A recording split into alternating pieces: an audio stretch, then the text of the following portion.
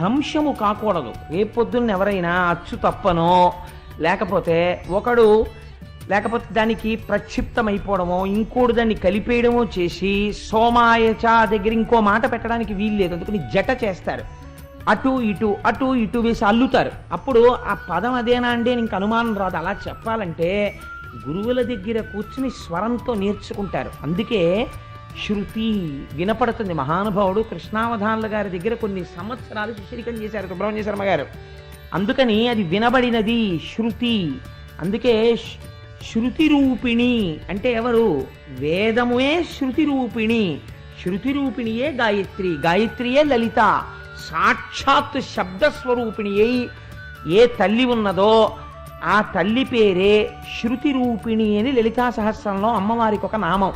అది చాలా గొప్ప నామం అండి. ఆడపిల్లలకి పెట్టుకోవడానికి సాధారణంగా మనకు ఒక దిక్కుమాలిన అలవాటు ఒకటి ఉంటుంది. మంచి పేరు పెట్టి అసలు తీసేసి పీతాంబరధరుడు అని ఒకళ్ళ ఇంట్లో ఒకరికి పేరు పెట్టారు. చాలా బాగుంది. కానివ్వండి పీతా అని పిలవడం మొదలెట్టారు. ఎందుకనంటే పీతాంబరధరుడు పేరు, కానీ వాళ్ళు అలా పిలవరు, సగానికి కత్తిరించేస్తారు. అలాగ ఎంత ప్రమాదం చూడండి. పీతాంబరధరుడు ఎక్కడ, పీత ఎక్కడ? శృతి రూపిణి అని పేరు పెట్టి ఆ శృతి రూపిణి అని పూర్తిగా పిలవకపోయినా కనీసం శృతి అని పిలిచారనుకోండి, వేదమాతని గౌరవించినట్టు అవుతుంది. శృతి అంటే వేదం. అందుకని అదొక గొప్ప పేరు లలితా సహస్రనామ స్తోత్రంలో ఆడపిల్లలకి. సరే, అందుచేత అటువంటి వేదము ఈశ్వరవాణి. బ్రహ్మగారు అంటున్నారు, ఏమయ్యా ప్రియవ్రత, నీ అంత నువ్వు ఒక నిర్ణయానికి వస్తున్నావు, గృహస్థాశ్రమము ప్రమాదకరము, నేను వెళ్ళనంటున్నావు. నీకు నాకు సమస్త లోకపాలులకు బ్రాహ్మణులకు అందరికీ ఎవరి వాక్కు శిరోధార్యమో ఒక ప్రమాణం ఏమైనా ఉన్నదా? ఇది ఏ ప్రమాణమో అని చెప్పడానికి మనకి ఏదైనా వాక్కు ఉన్నదా? ఉన్నది. ఏది ఉన్నది? అదే ఆయన చెప్తున్నారు. ఈశ్వరాజ్ఞ పూని అడుగకెప్పుడు చేయుచున్న వారముగాన అతని యాజ్ఞ తప్పనలవి కాదు. మనం ఏది అనుభవించినా, ఏది చేసినా, ఏది ప్రమాణమై ఉంటుంది? వేదమే ప్రమాణము.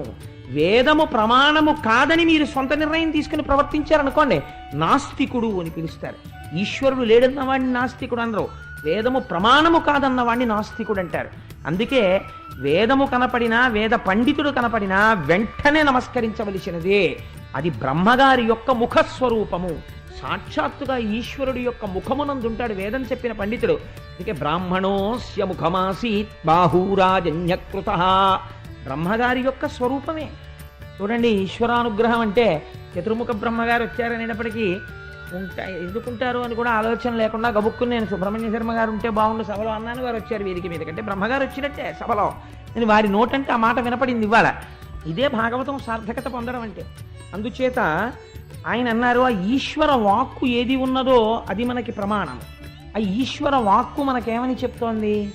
మానవుడు తరించడానికి అవరోధము ఒకటి ఉన్నది. అవరోధమును నువ్వు వైరాగ్య సంపత్తి చేత, భక్తి చేత మార్చుకొనగలిగితే నీకది బలము అయి ఉన్నది. కన్ను ఉన్నది, మీరు జాగ్రత్తగా గమనించండి. నాశనం అయిపోవడానికి కన్ను ఒక్కటి చాలు. అజామీలుడు దేనివల్ల పాడైపోయాడండి? ఒక్క కంటితో ఒక్క దృశ్యమును చూసి జీవితం పాడైపోయింది. ఒక్క మాట నోటితో పలికి ఊర్ధ్వలోకాలకు వెళ్ళిపోయాడు. ఇప్పుడు ఏమైంది? ఒక ఇంద్రియం నశింపచేస్తోంది, ఒక ఇంద్రియం రక్షించేస్తోంది. ఇంద్రియం రక్షిస్తుందా, ఇంద్రియం నశింపచేస్తుందా? ఇంద్రియానికి సంబంధం లేదు. ఇంద్రియాన్ని మీరెలా వాడుకుంటున్నారు అన్నదే ప్రమాణం, అంతే. ఈశ్వరుడు మీకు సాధన సంపత్తులు ఇచ్చాడు. ఒక పిల్లవాడిని తండ్రి నమ్మి నాన్న బాగా చదువుకో అని ఒక 5,000 రూపాయలు ఇచ్చి చదువుకోవడానికి పంపించాడు. ఆ పిల్లవాడు 5,000 రూపాయలు పెట్టి, నాన్నగారు 3,000 రూపాయలు పెట్టి నేను మంచి పుస్తకాలు కొనుక్కుని చదువుకుంటున్నాను నాన్నగారు, ఇంకొక 2,000 పంపండి అన్నాడు. తండ్రి సంతోషపడిపోయి ఇంకో 2,000 పంపుతాడు. ఆ 3,000 రూపాయలు వాడు దురభ్యాసాలకి ఖర్చు పెట్టాడు అనుకోండి. ఇక్కడున్న తండ్రి తప్ప డబ్బు పంపడం? ఆయన తప్పు కాదు. ఈశ్వరుడు ఇంద్రియాలు ఇవ్వడం తప్పు కాదు. ఈశ్వరుడు ఇంద్రియాలు ఇచ్చినది దేనికి? మీరు బాగా గుర్తు పెట్టుకోవలసిన విషయము.